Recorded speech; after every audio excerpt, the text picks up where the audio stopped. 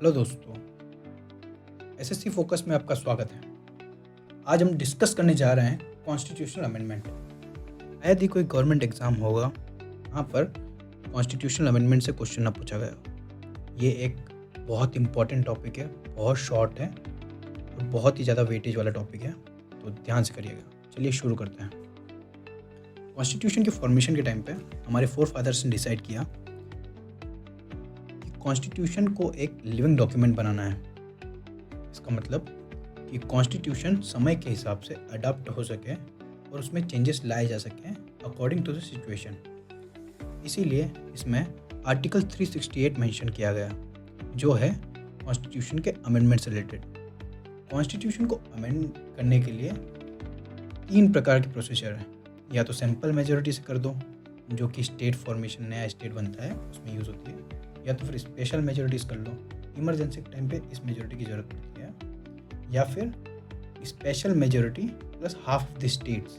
मतलब कि special majority तो लगेगी, लेकिन हमारे जितने स्टेट्स है उसमें आधे स्टेट्स की लेजिस्लेशन से भी पारित होना पड़ेगा, तब जाकर ये पास होगा। इसका यूज़ जीएसटी में यूज़ होता। जब जीएसटी का बिल आया था तब इसका यूज़ किया गया था। तो ये होते हैं अमेंडमेंट के टाइप्स।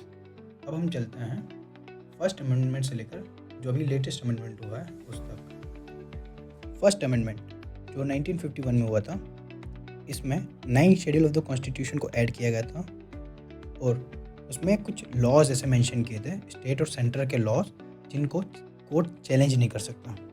नेक्स्ट पे चलते हैं 42nd कॉन्स्टिट्यूशनल अमेंडमेंट एक्ट। ये हुआ था 1976 में। इसको मिनी कॉन्स्टिट्यूशन भी कहा जाता है, क्योंकि इस अमेंडमेंट में बहुत सारे चेंजेस हुए थे।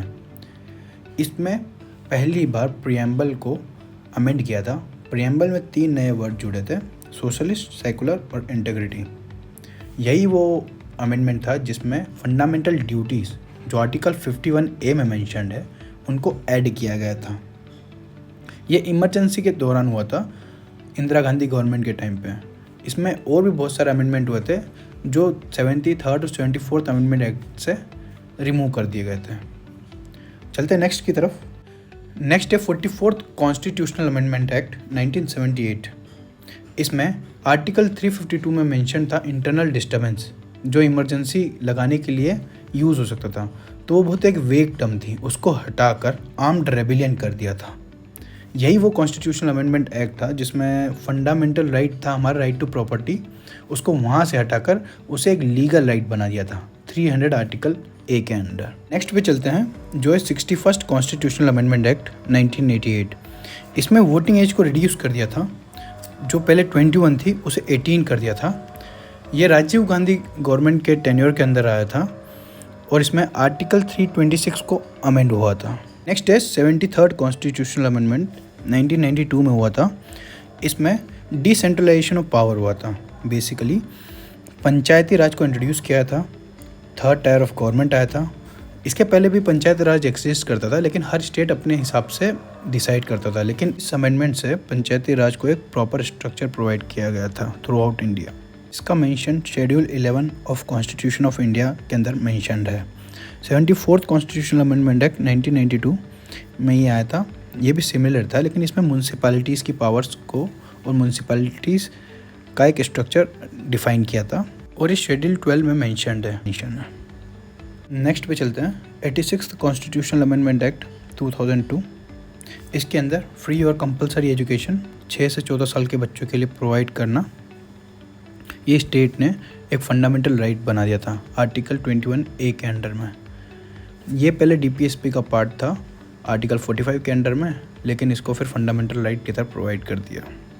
अमेंडमेंट था 97th अमेंडमेंट एक्ट 2011 के अंदर। इसमें कोऑपरेटिव सोसाइटी को एक कॉन्स्टिट्यूशनल स्टेटस प्रोवाइड कर दिया गया था और इसे भी फंडामेंटल राइट के अंदर आर्टिकल 19 के अंदर मेंशन कर दिया था। नेक्स्ट है 101st कॉन्स्टिट्यूशनल अमेंडमेंट एक्ट। इसके अंदर GST को इंट्रोड्यूस किया था।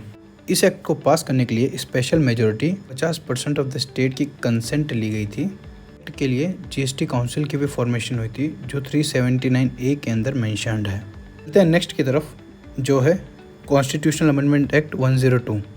ये अगस्त 2018 में लाया गया था। इसके अंदर national commission for backward classes को एक कॉन्स्टिट्यूशनल स्टेटस प्रोवाइड कर दिया था और 138B और 442A को ऐड किया था। उसमें बहुत बार क्वेश्चन पूछा जाता है कि कौन सी कॉन्स्टिट्यूशनल बॉडी नहीं है जिसमें national commission for ST and national commission for SC और नेशनल कमीशन फॉर OBC तीनों ऑप्शन में होता है और एक चौथा होता है NHRC national human right commission. तो ध्यान रखना ये तीनों को कॉन्स्टिट्यूशनल स्टेटस प्रोवाइड हो चुका है, बस अब NHRC को नहीं है। वो एक स्टेटूटरी बॉडी है। चलते हैं नेक्स्ट पे, वो है 103rd कॉन्स्टिट्यूशनल अमेंडमेंट एक्ट। ये 2019 में आया था। इसमें 10% रिजर्वेशन इकोनॉमिक वीकर सेक्शन को प्रोवाइड करी थी। इसके फर्दर क्राइटेरियाज हैं कि EWS के अंदर कौन कंसिडर किया जाएगा, वही क्लास करी जाएगी जो अभी तक किसी भी रिजर्वेशन के अंदर कवर्ड नहीं है, ये एनुअल इनकम 8 लाख से कम है या जिनके पास में टोटल लैंड 5 एकड़ से कम है या जिनका घर 1000 स्क्वायर फीट से कम है। क्राइटेरियाज थे जो इकोनॉमिकली वीकर को डिफाइन कर रहे थे। नेक्स्ट है 104th कॉन्स्टिट्यूशनल अमेंडमेंट एक्ट। ये 2020 में आया था। इसको हर 10 साल लाया जाता है ताकि शेड्यूल कास्ट और शेड्यूल ट्राइब का जो रिजर्वेशन है उसको एक्सटेंड किया जा सके। इसको 10 साल के लिए ही एक्सटेंड किया जा सकता है और इसीलिए इसे हर 10 ईयर्स पर लाया जाता है। चलते हैं नेक्स्ट पे, ये 105th कॉन्स्टिट्यूशनल अमेंडमेंट एक्ट। ये 2021 में आया था। इसमें जो स्टेट गवर्नमेंट की पावर्स 102nd अमेंडमेंट एक्ट से ले ली गई थी कि वो डिफ़ाइन कर सकते थे कि कौन OBC है कौन नहीं है, उसे वापस रिस्टोर करने के लिए 105th कॉन्स्टिट्यूशनल अमेंडमेंट एक्ट लाया गया था। नेक्स्ट है 106th कॉन्स्टिट्यूशनल अमेंडमेंट एक्ट।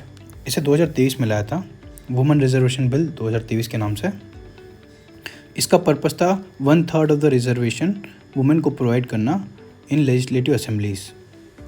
ये अमेंडमेंट पास हो चुका है लेकिन अभी तक इम्प्लीमेंट नहीं हुआ। इसका इम्प्लीमेंटेशन सेंसस के बाद में या फिर नेक्स्ट डिलिमिटेशन एक्सरसाइज के बाद में गवर्नमेंट के द्वारा नोटिफाई कर दिया जाएगा।